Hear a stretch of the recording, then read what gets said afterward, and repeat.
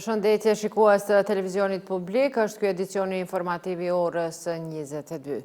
Presidente e kryeministra nga 100 shtete të botës u mblodhën në mënyrë elektronike në samitin për demokraci të organizuar nga presidenti amerikan Joe Biden. Mes tyre, pjesëmarrës është edhe presidentja e Republikës Vjosa Osmani.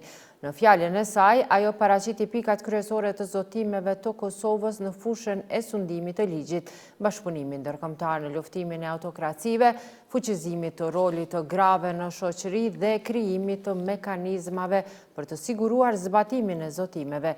Ndjekim në vazhdim të plot adresimin e presidentes Osmani.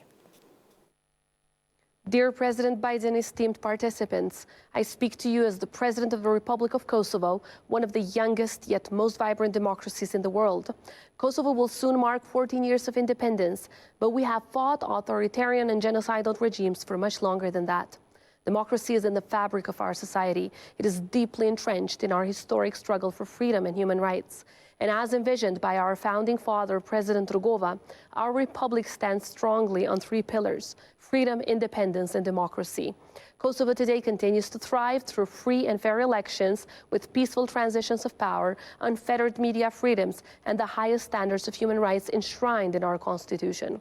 But democracy is never a finished or finite project. So today, I set out Kosovo's commitments for strengthening and nurturing our democracy to ensure it stands the test of time. We will, 1, strengthen the rule of law through the full implementation of the strategy on rule of law and a vetting process that will instill integrity, impartiality, and professionalism at the heart of our justice system. We commit to enacting and implementing advanced legislation to seize illicit wealth, impose a travel ban on foreign individuals involved in serious human rights abuses, clamp down on foreign governments' funding for political parties, and ban public institutions from using untrusted surveillance vendors. 2, bolster the role of women in our society by initiating proceedings to harmonize all relevant laws with the provisions of the law on gender equality to guarantee women's rightful place in public institutions and decision-making roles. We will also adopt a bold national strategy against gender-based violence to implement the Istanbul Convention, to halt this epidemic through prevention and protection, and increase minimum sentences to reflect the severity of the gender-based crimes. And 3, I will establish a Presidential Council on Democracy and Human Rights that will bring together public institutions and civil society to drive and monitor the implementation of our commitments.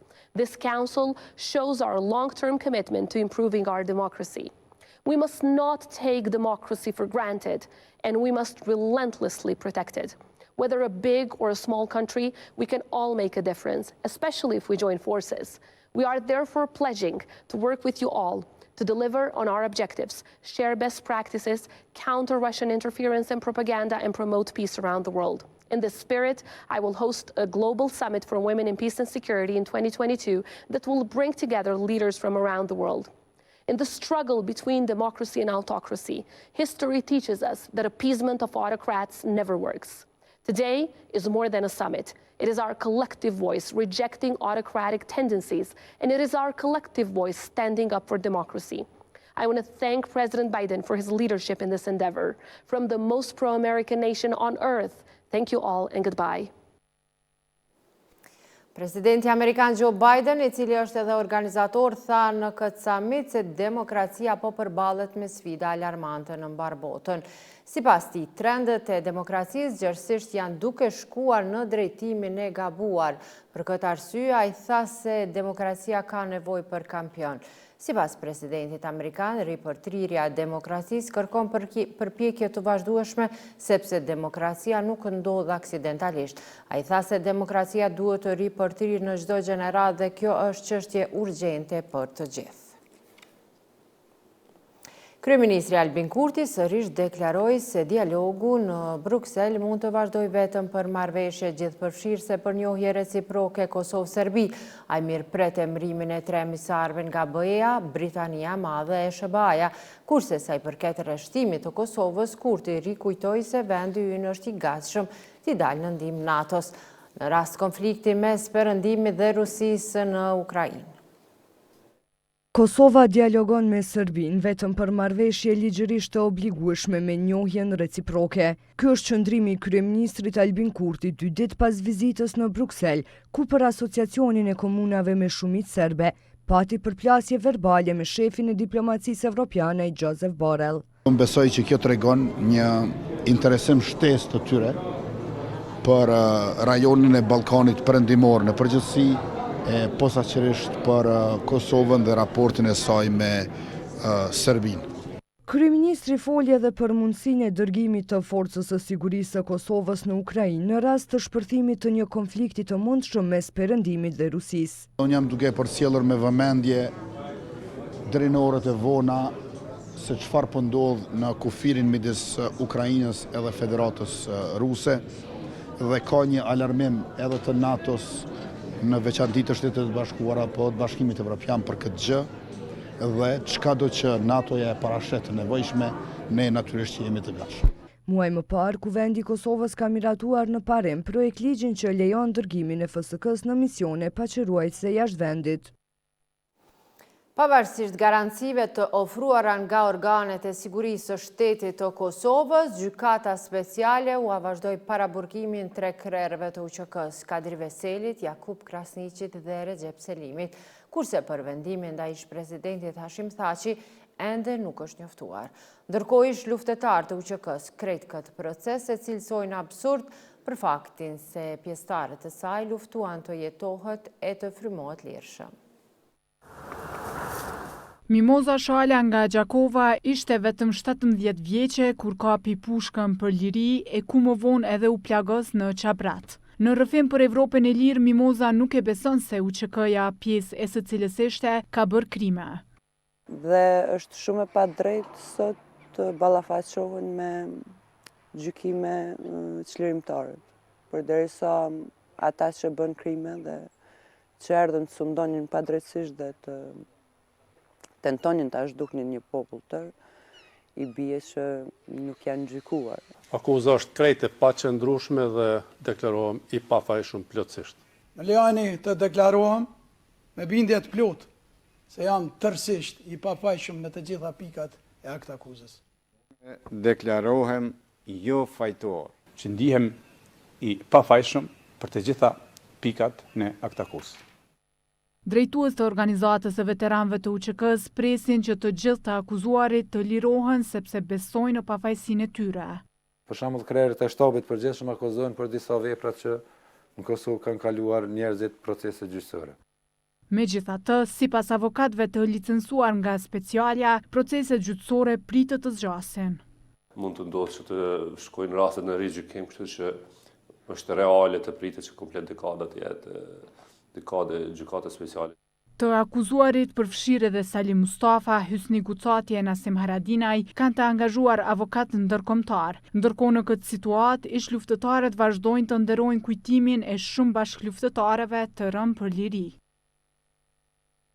Ka vazhduar seanca në dhomat e specializuara ndaj Hysni Gucatit me paraqitjen e dëshmitarëve të mbrojtjes. Ata thanë se me ruajtjen e dëshmive e dokumenteve të veta duhet të merret prokuroria dhe se për ta është shumë shqetësuese bashkëpunimi i kësaj të fundit me autoritetet e Serbisë. Kur shkuan të sekuestrojnë dosjet e speciales në zyrat e veteranëve një vit më parë, hetuesit e prokurorisë së Hagës konsumuan edhe raki në zyrat e OVL UÇK-s. Kështu ka thënë kryetari i veteranëve Hysni Gucati në ditën e 3 të dëshmisë në dhomat e specializuara. Ai zbuloi për bashkëpunimin që kishte me një hetues të prokurorisë, për të cilin Gucati tha se fliste shqip. Me inspektorin që fliste shqip dhe ja kam jap shumë me mirësi. Ka pi edhe kafe në zyrën time. Nëse do ta tregoj edhe një sekret prate, ka pi edhe raki njëri prej tyre. Prokuroria pyeti Gucatin sërish për gjykimet e krerëve të UÇK-s në të kaluarën, emrat e dëshmitarëve në dosjet e speciales e deri te roli avokatit Tom Gashi në këtë proces. Mos nxjerrni fjalën në kontekst. Ato çfarë juve ju. Lexoni komplet. Nëse doni atëra e kisha lut gjyqtarët nderuar, lexohet teksti i komplet deri në fund dhe të nxjerret në kontekst. Nuk është e vërtetë që kanë thonë në dëshmitar që kanë qenë kundër UÇK-s vrarë. Edhe në këtë seancë, Gucati shprehu habi për një çështje. Do të vdes me zhik mu zbulu kush i ka pru ato dokumentacione. Do të vdes me ato që nuk mund zbulohet kush i ka pru ato dokumente. Gjatë kësaj seance, prokuroria përfundoi me marrje në pyetje të Gucatit e një gjë të tillë bëri edhe trupi gjykues. Pas Gucatit, procesi do të vazhdojë me dëshmitarët e tjerë të mbrojtjes. Presidenti Shëbaz Joe Biden ka pranuar sot kërkesën e kongresmenëve të Kongresit Amerikan, të cilët kanë bërë thirrje që çështja e vëllezërve Bytyqi dhe rasti i Vasfie Krasniqi Goodman të jenë në agjendën e tij. Lajmin e ka bërë të ditur vllai i Krasniqit Goodman, Nafi Krasniqi, përmes një njoftimi në Facebook. Ai ka thënë se janë të vendosur që të kërkohet drejtësi për viktima civile. Ne jemi vërtet të vendosur të kërkojmë drejtësi dhe kërkesa shkon përtej rastit tonë si vetëm. Ne jemi të vendosur që për viktimat civile drejtësia të vihet në vend. Rasti i Vasfies, por edhe i mbi 20.000 të mbjetuarve të jetë në agjendën e kongresmenëve. Presidentit si dhe Kongresit Amerikan, ka shkruar Krasniqi.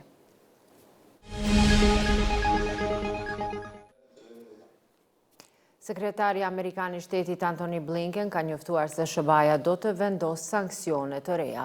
Ai tha se do të vendosen ndalesa për marrje vizash drejt SBA-s për zyrtar dhe ish zyrtar të korruptuar. Në ditën ndërkombëtare kundër korrupsionit, Shtetet e Bashkuara do të vendosin sanksione dhe ndalesa vizash për 11 zyrtar aktual dhe ish zyrtar të korruptuar. Së bashku ne mund të luftojmë korrupsionin dhe të promovojmë llogaridhënien dhe qeverisjen e mirë, shkroi Blinken në një postim në Facebook. Vazhdojmë tutje, kryeministri Albin Kurti deklaroi se pasuria e paligjshme në Kosovë është bërë përmes kontratave të korruptuara dhe se ka pasur favorizime të bizneseve të lidhura me zyrtar politik. Në kuadër të ditës ndërkombëtare kundër korrupsionit, Kurti tha se ka pasurim të paligjshëm, pasi burimi kryesor i pasurimit të pajustifikuar e të paligjshëm është bërë përmes kontratave të korruptuara. Ndërsa i ngarkuari me punë i SBA-s në Prishtinë, Nikolas Gjabe, kërkojnë nga institucionet dhe gjykatat se kur nuk duhet të shërbejnë interesave të individëve, pasi siç tha ai, korrupsioni nuk është fare më pak se kërcënim i sigurisë kombëtare. Një ditë pasi Shtetet e Bashkuara të Amerikës futën në listën e sanksioneve grupin e Zvonko Veselinovicit e Milan Radojčićit në Mitrovicën e Veriut, ky lajm u prit me heshtje totale. Askush nga udhëheqësit komunale ata të listës serbe nuk pranuan të flisnin për këtë temë, pavarësisht se nënkryetari i tyre është njëri prej të sanksionuarve. Përderisa serbet nuk flasin, janë shqiptarët e Veriut që tash presin nga institucionet e drejtësisë të veprojnë. Pritjet e njëjta i kanë edhe njësit e çështjeve politike atje e liderët shtetëror të Kosovës. Ditë e zakonshme ishte e njëjtja në veri të vendit. Megjithatë, sa herë këtu ka tension, barrikada e protesta, dy njerëz përmenden që qëndrojnë pas tyre. Bëhet fjalë për Milan Radojčićin e Zvonko Veselinovicin, udhëheqësit e një grupi që dyshohen për kontrabandë me armë, narkotik e trafikim. Për këtë shkak, Radojčić e Veselinović bashkë me 9 serb të tjerë janë vënë në listën e zezë nga Shtetet e Bashkuara të Amerikës. Një ditë më parë, Shtetet e Bashkuara të Amerikës i vunë në listën e sanksioneve grupin e Milan Radojčić e Zvonko Veselinović si përgjegjës për kontrabandë e trafikim ndërmjet Kosovës e Serbisë. Askush nga komunat e Veriut dhe as nga zyrtarët e lartë të listës serbe nuk ka pranuar të flasë për këtë çështje. E ata që po e përcjellin me shqetësim gjithë këtë situatë janë shqiptarët e pjesës veriore të Kosovës. Në mesin e këtyre shqiptarëve është edhe Fevzi Beqiri. Për ta, veprimi i Washingtonit është lajm i mirë. Megjithatë, ka një apel për institucionet e Kosovës. Mbas këtij akti që ka marrë Amerika kundër këtyre grupeve kriminale terroriste, qeveria e Kosovës duhet menjëherë me shtim funksion aparatit shtetëror dhe të gjithë grupet që gravitojnë veri dhe në territorin e Republikës Kosovës, të gjithë duhet me i vu para drejtësisë. Njësit e çështjeve politike në Mitrovic, vendimin e SBA-s e ndërlidhin edhe me asociacionin.